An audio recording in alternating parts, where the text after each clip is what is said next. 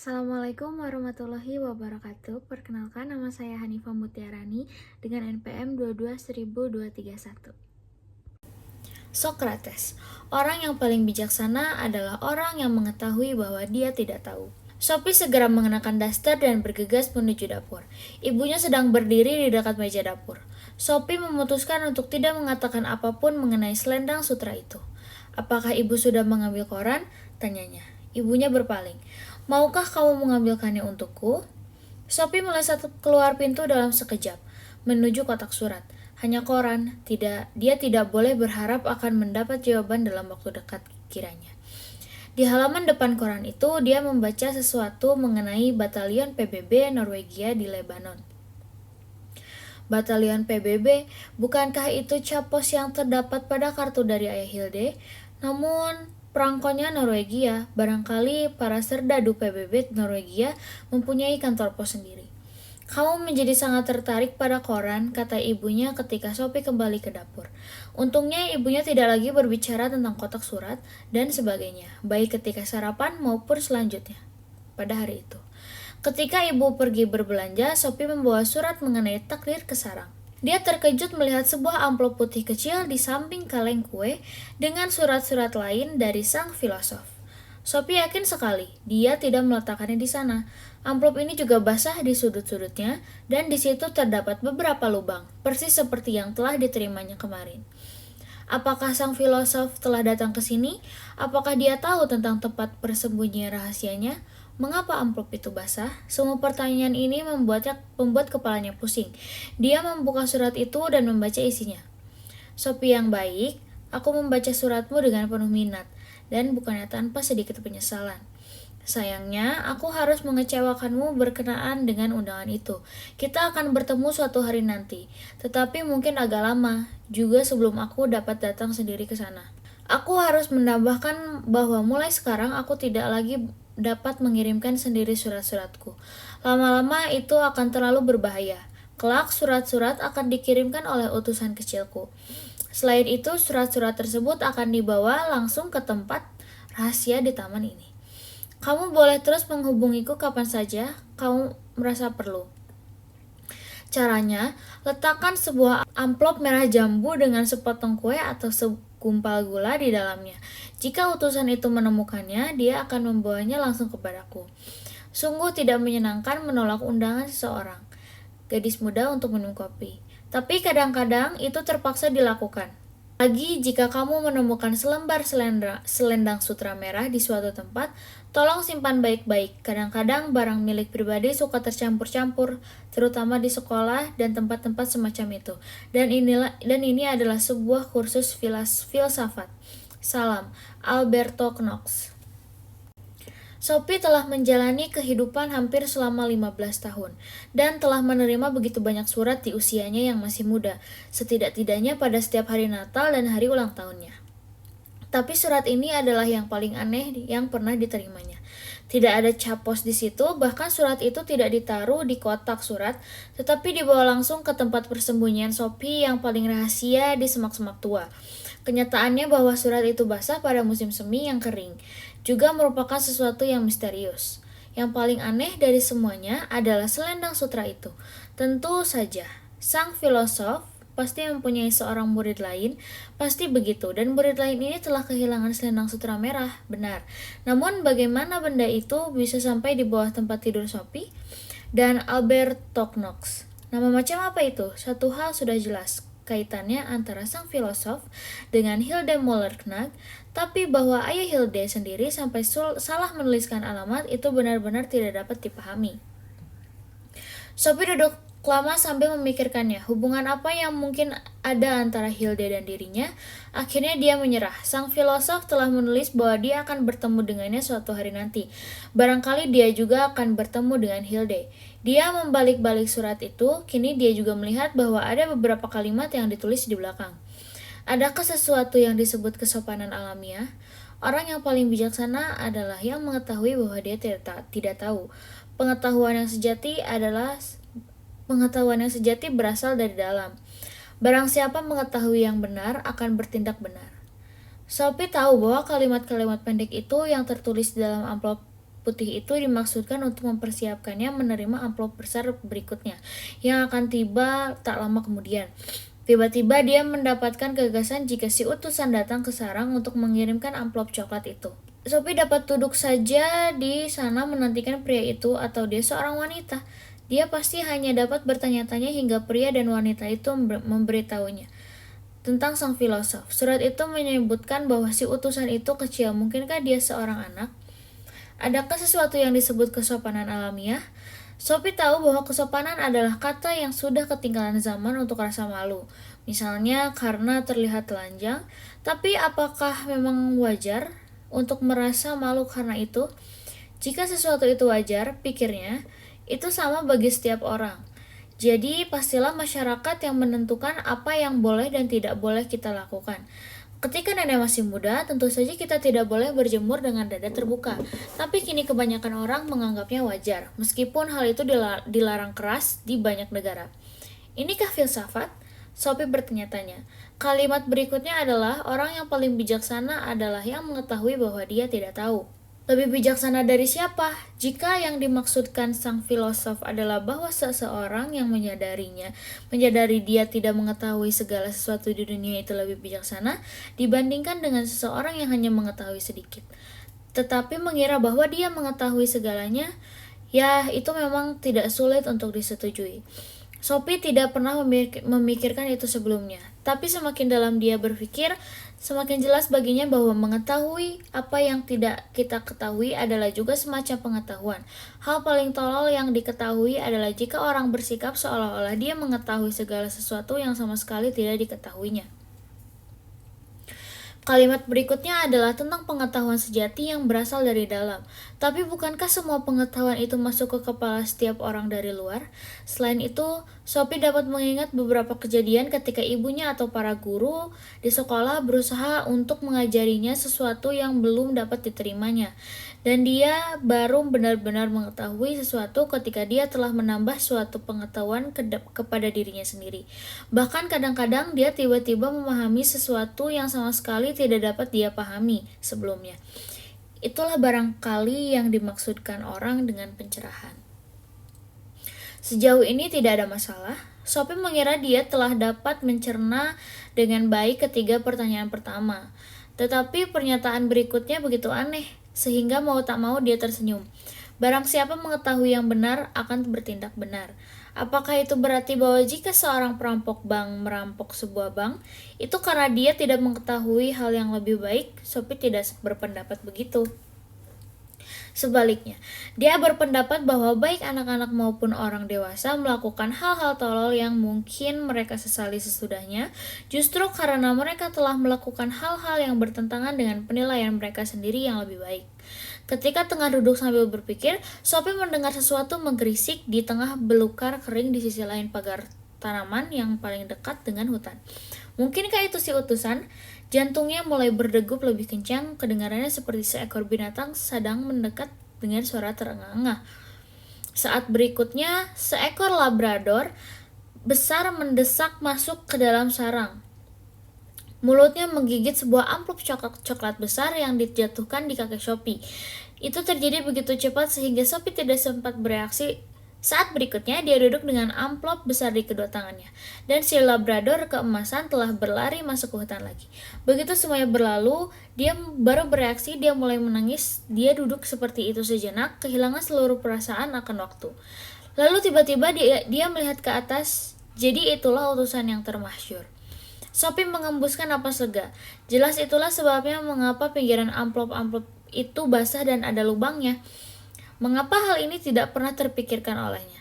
Kini akalnya bisa menerima saran sang filosof agar menaruh sebuah kue atau segumpal gula dalam amplop jika dia menulis surat kepada sang filosof. Dia mungkin tidak selalu secerdas yang diinginkan, tapi siapa yang dapat menduga bahwa utusannya itu adalah seekor anjing yang terlatih? Itu memang sedikit di luar kebiasaan. Kini dia bisa mengabaikan sama sekali keinginannya memaksa si utusan untuk mengungkapkan tempat tinggal Alberto Knox. Sophie membuka amplop besar itu dan mulai membaca. Filsafat Athena. Sophie yang baik, ketika kamu membaca ini, kamu mungkin telah bertemu Hermes. Tapi kalau belum, aku tambahkan di sini bahwa dia adalah seekor anjing. Tapi jangan khawatir, kelakuannya sangat baik dan lagi pula jauh lebih cerdas dibandingkan dengan banyak orang. Dia sama sekali tidak pernah berusaha untuk menimbulkan kesan bahwa dia lebih pandai daripada yang sebenarnya. Perlu juga kamu ketahui bahwa namanya bukannya tanpa makna. Dalam mitologi Yunani, Hermes adalah utusan para dewa. Dia juga dewa para pelaut. Tapi kita tidak akan mengurusi hal itu, setidak-tidaknya untuk saat ini. Yang lebih penting adalah bahwa Hermes juga memberikan namanya untuk kata hermetik, yang berarti tersembunyi atau tak terjangkau. Bukannya tidak cocok dengan tugas Hermes untuk menjaga agar kita berdua tetap tersembunyi satu sama lain. Jadi si utusan tetap telah diperkenalkan, tentu saja dia akan datang kalau namanya dipanggil dan berkelakuan sangat baik.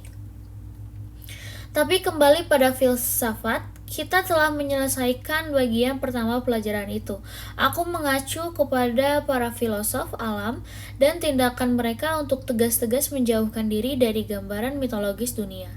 Kini kita akan bertemu dengan 3 filosof klasik besar, Socrates, Plato, dan Aristoteles. Masing-masing dengan caranya sendiri, para filosof ini mempengaruhi seluruh peradaban Eropa. Para filosof alam itu juga disebut pra-Sokrates, sebab mereka hidup sebelum zaman Sokrates. Meskipun Demokritus meninggal beberapa tahun setelah Sokrates, semua gagasannya termasuk filsafat alam pra-Sokrates. Sokrates mewakili suatu era baru secara geografis maupun temporal. Dia adalah filosof besar pertama yang dilahirkan di Athena, dan baik dia maupun kedua penerusnya hidup dan bekerja di sana. Namun, kamu mungkin ingat bahwa Anaxagoras juga hidup di Athena sebentar, tetapi kemudian diusir keluar, sebab dia mengatakan bahwa matahari adalah sebuah batu merah panas. Nasib Sokrates tidak lebih baik. Sejak zaman Sokrates, Athena merupakan pusat kebudayaan Yunani. Juga penting untuk dicatat perubahan karakter dalam proyek filsafat itu sendiri, sementara ia berkembang dari filsafat alam hingga Sokrates. Tapi sebelum kita menemui Sokrates, mari kita ketahui sedikit tentang kaum Sopis yang menguasai panggung Athena pada masa hidup Sokrates. Angkat tirai, Sophie.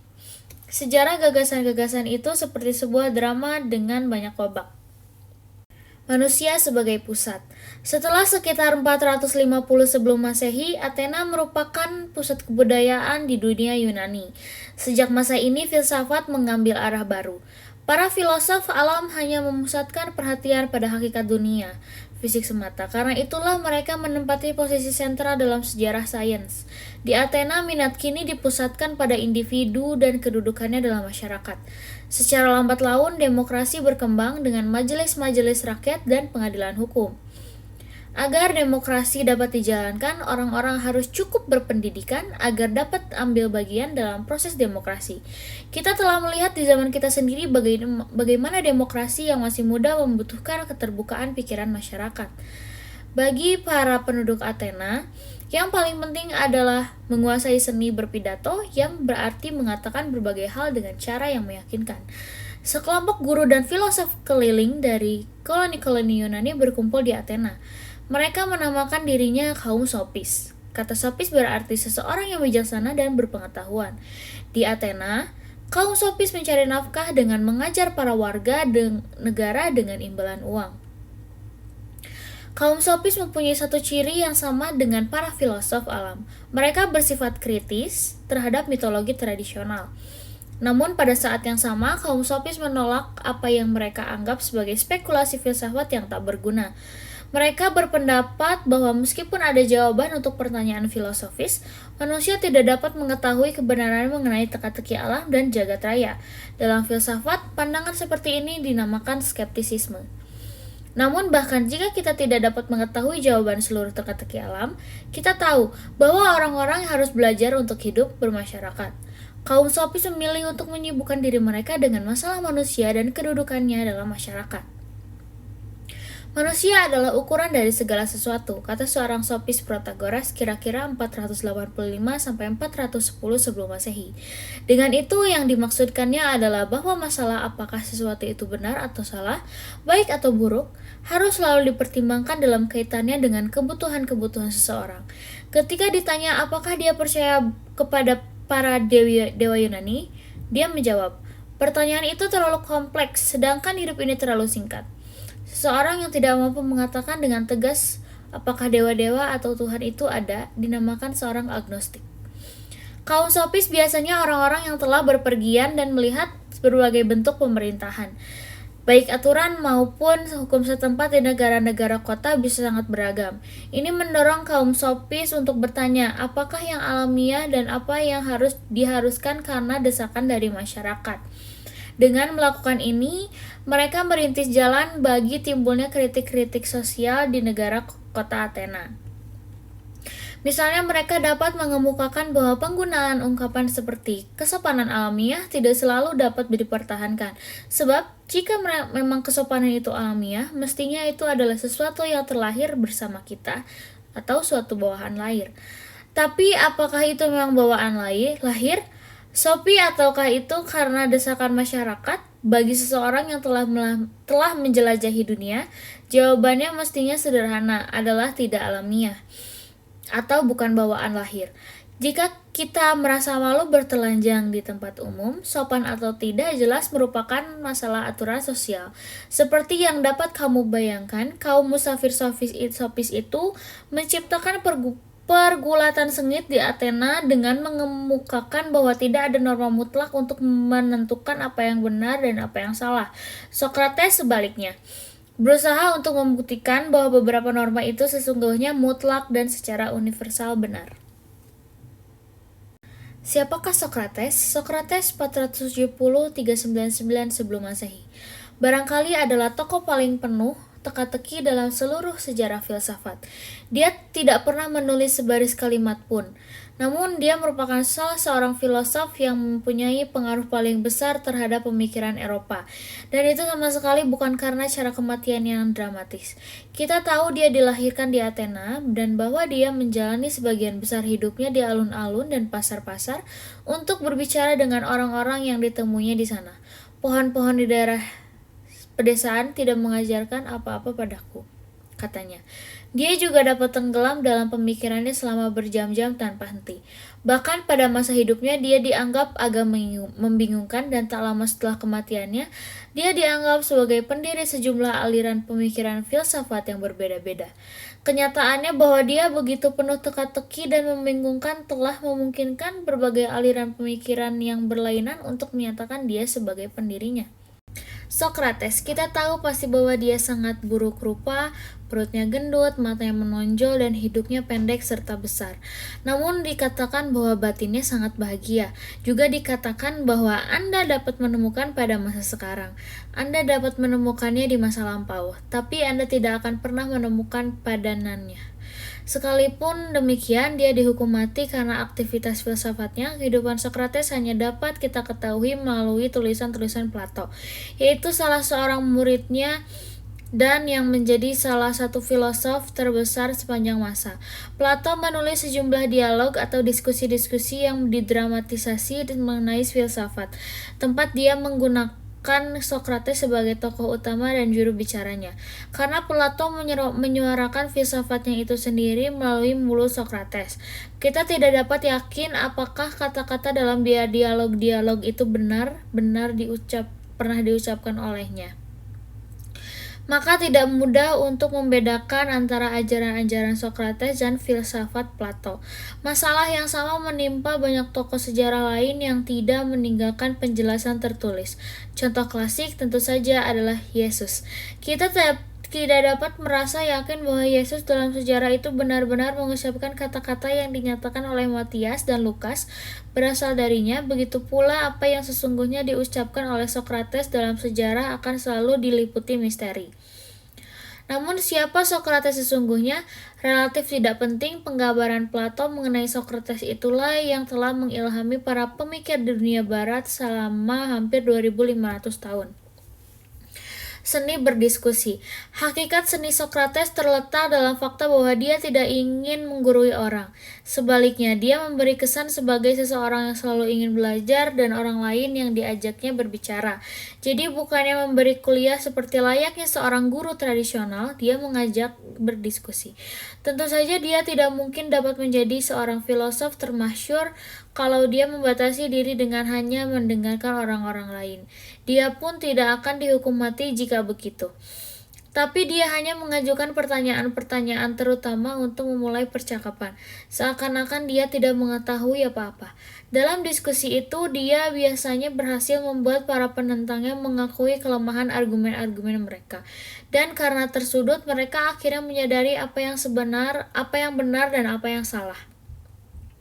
Sokrates yang ibunya adalah seorang bidan sering mengatakan bahwa ilmunya itu seperti ilmu bidan.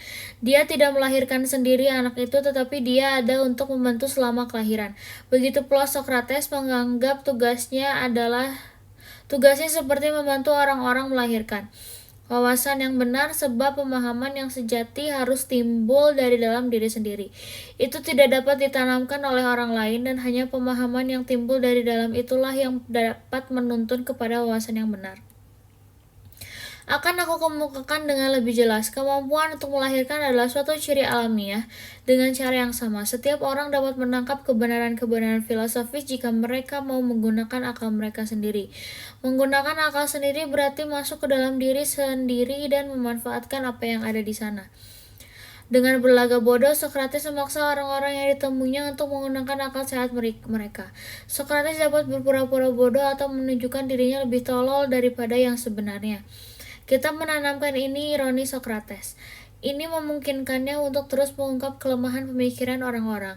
Dia tidak keberatan untuk melakukan ini di tengah alun-alun kota. Jika kamu bertemu Sokrates, kamu mungkin akan dipermalukan di depan publik. Maka tidaklah mengherankan bahwa sejalan dengan berlalunya waktu, orang-orang menganggapnya sangat menjengkelkan, terutama orang-orang yang mempunyai kehidupan tinggi dalam masyarakat.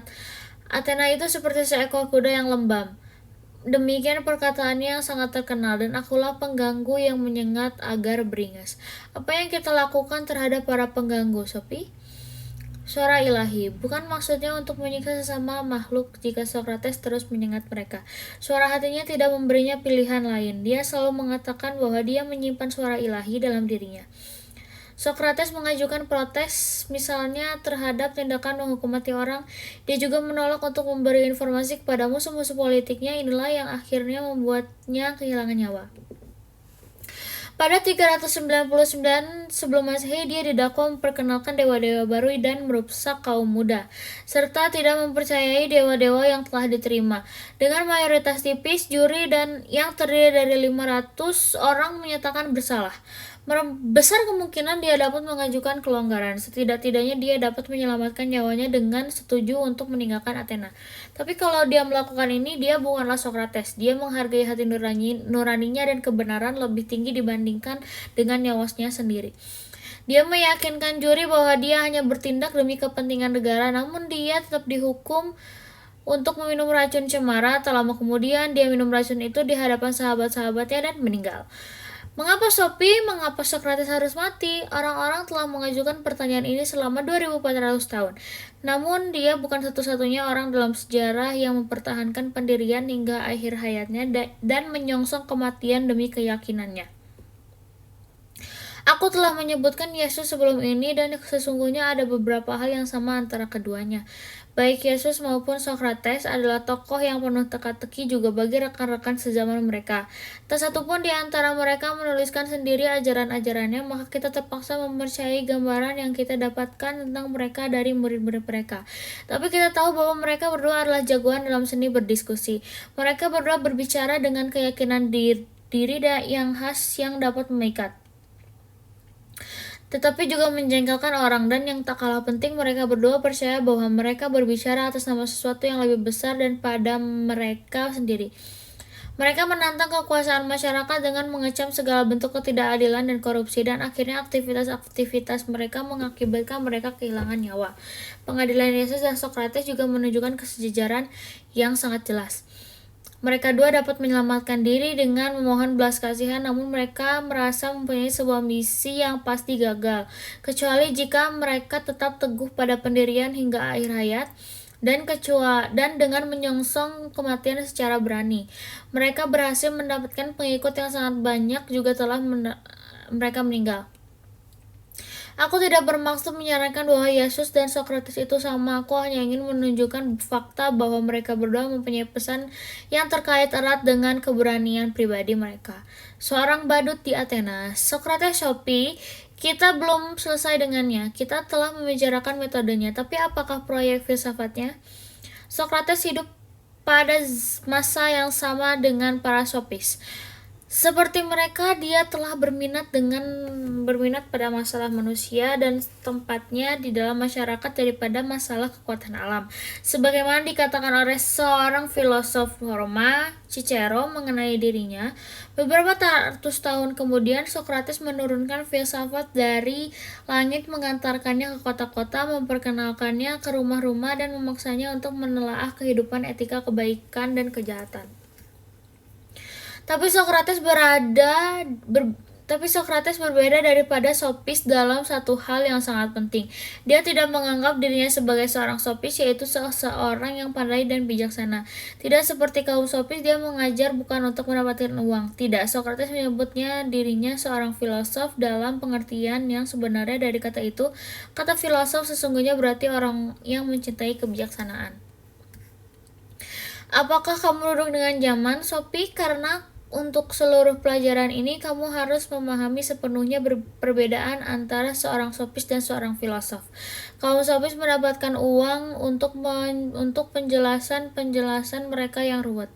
Sofis semacam ini telah ada sejak zaman prasejarah. Aku mengacu pada semua guru sekolah dan orang yang menganggap dirinya tahu segalanya, yang sudah puas dengan sedikit pengetahuan yang mereka miliki, atau yang membuat bahwa mereka mengetahui segala hal mengenai subjek-subjek yang sedikit pun tidak mereka ketahui. Barangkali kamu pernah bertemu beberapa sofis semacam ini dalam usiamu yang masih belia. Seorang filosof sejati, sofis sama sekali berbeda, sangat berkebalikan. Sesungguhnya, seorang filosof mengetahui bahwa dalam kenyataannya hanya sedikit yang diketahuinya. Itulah sebabnya dia selalu berusaha untuk meraih pengetahuan sejati. Sokrates adalah seorang manusia langka ini. Dia tahu bahwa dia tidak tahu apa-apa tentang kehidupan dan dunia. Dan kini muncul bagian yang penting. Dia merasa gelisah karena hanya sedikit sekali yang diketahuinya. Oleh karena itu, filosof adalah seseorang yang mengakui bahwa ada banyak hal yang tidak dipahaminya, dan dia merasa terganggu karenanya. Dalam pengertian itu, dia masih lebih bijaksana daripada semua orang yang membual tentang pengetahuan mereka mengenai segala sesuatu yang tidak mereka ketahui. Orang yang paling bijaksana adalah yang mengetahui bahwa dia tidak tahu. Kataku sebelum ini, Sokrates sendiri berkata, hanya satu yang aku tahu, yaitu bahwa aku tidak tahu apa-apa. Ingat pertanyaan ini, sebab itu adalah pengakuan yang langka bahkan di kalangan para filosof. Lagi pula bisa berbahaya sekali mengucapkan itu di depan umum karena nyawamu jadi taruhannya. Orang yang paling subversif adalah yang selalu bertanya. Memberi jawaban tidaklah begitu berbahaya. Mengajukan satu pertanyaan dapat lebih memancing ledakan dibandingkan dengan 1000 jawaban. Kamu ingat cerita tentang baju baru sang maharaja? Maharaja sesungguhnya telanjang bulat, tetapi tak seorang rakyat pun berani mengatakannya. Tiba-tiba seorang anak berteriak, tapi dia tidak mengenakan apa-apa. Itu adalah anak yang berani, Sophie. Seperti Sokrates yang berani mengatakan bahwa pada orang-orang betapa sedikit yang diketahui manusia. Persamaan antara anak-anak dan filosof sudah kita bicarakan sebelumnya. Tepatnya, umat manusia dihadapkan pada sejumlah pertanyaan sulit yang tidak dapat kita temukan jawabannya yang memuaskan, maka muncul dua kemungkinan. Kita dapat memperdayai diri sendiri dan seluruh dunia dengan berpura-pura bahwa kita mengetahui segala hal yang harus diketahui, atau kita dapat menutup mata terhadap masalah yang penting dan tinggal diam. Dalam hal ini manusia terbagi dua. Secara umum, mereka merasa sangat yakin atau sama sekali tidak peduli. Keduanya merayap jauh ke dalam bulu-bulu si kelinci. Itu seperti sebungkus kartu menjadi dua tumpukan, Sophie. Kamu meletakkan kartu-kartu hitam di satu tumpukan dan yang merah ditumpukan di satunya. Tapi berulang kali si badut muncul dari kartu hati dan klaver, wajik atau sekop. Sokrates adalah badut ini di Athena. Dia tidak merasa yakin dan tidak pula acuh tak acuh. Yang diketahuinya adalah Yang diketahuinya hanyalah bahwa dia tidak tahu apa-apa dan hal ini mengganggunya. Maka dia menjadi filosof orang yang tidak mau menyerah, tetapi terus berusaha tanpa kenal lelah mencari kebenaran. Diceritakan bahwa seorang penduduk Athena pernah bertanya kepada peramal di Delphi tentang siapakah manusia yang paling bijaksana di Athena. Sang peramal menjawab bahwa Socrates adalah yang paling bijaksana dari semua manusia. Ketika Socrates mendengar ini, dia sangat terkejut. Dia pasti tertawa, Sophie. Dia pergi mendatangi seseorang di kota yang oleh dirinya maupun semua orang lain dianggap sangat bijaksana. Tetapi ketika ternyata orang ini tidak mampu memberi Socrates jawaban yang memuaskan terhadap pertanyaannya, Socrates sadar bahwa peramal itu benar. Socrates merasa adalah penting untuk membangun landasan yang kuat untuk pengetahuan kita. Dia percaya bahwa landasan ini terletak pada akal manusia dengan keyakinan yang tak tergoyahkan pada akal manusia. Jelaslah bahwa dia seorang rasionalis. Wawasan yang benar menuntun pada tindakan yang benar. Seperti telah kusebutkan sebelumnya, Socrates menyatakan bahwa dia dituntun oleh suara batin ilahi dan bahwa hati nurani ini mengatakan kepadanya apa yang benar. Orang yang mengetahui apa yang baik akan berbuat baik, katanya. Dengan ini yang dimaksudkannya adalah bahwa wawasan yang benar akan menuntun pada tindakan yang benar dan hanya orang yang bertindak benar sajalah yang dapat menjadi orang yang berbudi luhur. Jika kita melakukan kesalahan itu karena kita tidak tahu, itulah sebabnya penting sekali untuk terus belajar. Socrates berusaha untuk menemukan definisi-definisi yang jelas dan secara universal diterima mengenai benar dan salah. Tidak seperti kaum sofis, dia percaya bahwa kemampuan untuk membedakan benar dan salah terletak pada akal manusia, bukan masyarakat. Barangkali kamu beranggapan bahwa bagian terakhir ini agak terlalu kabur, Sophie. Coba aku kemukakan begini. Socrates menganggap bahwa tidak mungkin seseorang dapat bahagia jika mereka bertindak menentang penilaian mereka yang lebih baik. Dan orang yang tahu cara meraih kebahagiaan akan melakukan hal itu. Oleh karena itu, orang yang tahu apa yang benar akan bertindak benar. Sebab untuk apa orang memilih menjadi tidak bahagia? Bagaimana pendapatmu, Sophie? Dapatkah kamu menjalani kehidupan yang bahagia setelah kamu terus melakukan hal-hal yang jauh di lubuk hati kamu tahu kau salah? Banyak sekali orang yang berbohong dan menipu dan menjelek-jelekan orang lain. Apakah mereka sadar bahwa semua ini tidak benar atau tidak adil? Apakah kamu pikir orang-orang ini bahagia? Menurut Socrates, tidak. Setelah Sophie membaca surat itu, dengan cepat dimasukkannya ke dalam kaleng kue dan dia merangkak keluar menuju taman. Dia sudah ingin berada di dalam rumah sebelum ibunya kembali dari berbelanja untuk menghindari pertanyaan dari mana dia tadi, dan dia telah berjanji akan mencuci piring. Dia baru saja mengisi bak cuci dengan air ketika ibunya datang sempoyongan dengan 2 kantong belanja yang sangat besar. Mungkin itulah sebab ibunya berkata, "Kamu agak sibuk belakangan ini, Sophie." Begitu pula Socrates. Sophie tidak tahu mengapa dia mengucapkan itu. Kata-kata tersebut keluar dari mulutnya begitu saja. Socrates, ibunya terperanjat, matanya membesar. Sungguh menjadikan dia harus mati karenanya. Sophie meneruskan sambil berpikir. Ya ampun, Sophie, aku tidak tahu apa yang harus kulakukan. Tidak juga Socrates, yang diketahuinya hanyalah bahwa dia tidak tahu apa-apa. Toh dia adalah orang paling bijak di Athena. Ibunya tidak mampu mengucapkan apa-apa. Akhirnya dia berkata, "Apakah ini sesuatu yang kamu pelajari di sekolah?" Sophie menggeleng kepalanya dengan penuh semangat. "Kami tidak belajar apa-apa di sana. Perbedaan antara guru sekolah dan filosof adalah bahwa guru sekolah mengira mereka tahu banyak hal yang mereka coba paksakan masuk ke tenggorokan kami. Filosof berusaha untuk memahami segala sesuatu bersama murid-murid mereka. Kini kita kembali kepada kelinci putih lagi. Kamu tahu, aku menuntut untuk diberitahu siapa sesungguhnya teman priamu. Kalau tidak, aku akan mulai menganggap dia sedikit terganggu otaknya." Sophie berbalik membelakangi tumpukan piring-piring itu dan menunjukkan ibunya dengan lap piring. Bukan dia yang terganggu, tapi dia yang suka mengganggu orang lain untuk menggugah mereka dari kelembapan. Sudah cukup, kukira dia terlalu kurang ajar. Sophie kembali pada cuciannya. Dia tidak kurang ajar dan juga tidak sopan, kata Sophie. Tapi dia berusaha untuk meraih kebijaksanaan sejati. Itulah perbedaan besar antara seorang badut yang sesungguhnya dan semua kartu lain dalam bungkus itu. Apakah kamu bilang seorang badut? Sophie mengangguk Pernahkah ibu berpikir tentang kenyataan bahwa ada banyak hati dan wajik dalam sebungkus kartu, dan banyak sekop dan klaver tetapi hanya ada satu badut? Sungguh menyedihkan. Bagaimana kau membalas ucapan ibu, Sophie? Dan bagaimana ibu bertanya? Ibunya telah menyimpan semua bahan makanan. Kini dia mengambil koran dan pergi ke ruang duduk. Sophie mengira dia menutup pintu lebih keras daripada biasanya. Sophie selesai mencuci piring dan naik ke kamarnya. Dia telah meletakkan selendang sutra merah di rak lemari dinding paling atas bersama balok-balok Lego. Dia menurunkannya dan mengamati dengan cermat. Hilde.